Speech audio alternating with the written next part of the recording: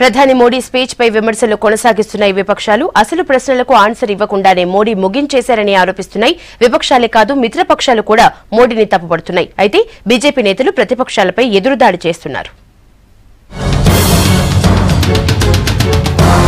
మోడీ నిన్న చేసిన ప్రకటనలతో ఎవరికీ ఉపయోగం లేదని కాంగ్రెస్ విమర్శించింది. కిసాన్ క్రెడిట్ కార్డులను రూపే కార్డులుగా మార్చడం నగదుకు ప్రత్యామ్నాయం కాదన్నారు ఆ పార్టీ నేతలు. మోడీ మరిన్ని కఠిన నిర్ణయాలు తీసుకుంటారేమోనని భయంగా ఉందన్నారు. There was an element of fear, greed and hope all at the same time. There was fear that PM would unleash second surgical strike and announce further harsh measures in his fight against corruption. Modi ప్రసంగంపై మిత్రపక్షాల నుంచి కూడా వ్యతిరేకత ఎదురవుతోంది. Modi speech లో కొత్త విషయం ఏమీ లేదని శివసేన అసంతృప్తి వ్యక్తం చేసింది. క్యూ లైన్లలో నిలబడి చనిపోయిన వారి గురించి అయినా మాట్లాడతారని ఆశించామన్నారు శివసేన నేతలు. बड़ी अपेक्षा थी हमें कि माननीय प्रधानमंत्री जी कुछ योजना बताएंगे.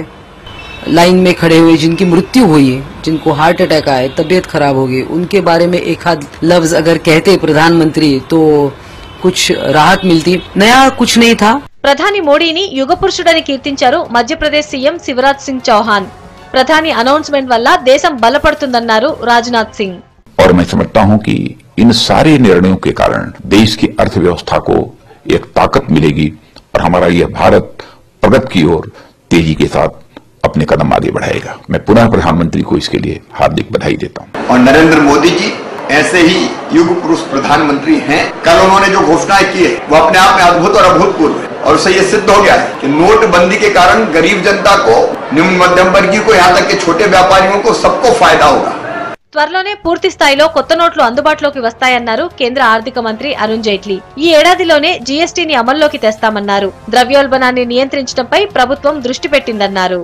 I see 2017 as a year whose agenda has been set last night by the Prime Minister. The Finance Ministry would do its best to implement every word of what the Prime Minister has announced yesterday. I see 2017 as a year in which a combination of the GST being implemented and a digitized economy, I think, will be the future of India. ప్రధాని మోడీ పూర్తిగా fail అయ్యారని ఆరోపించింది BSP. మిగతా opposition పార్టీల నుంచి కూడా ఇదే రకమైన స్పందన వస్తోంది.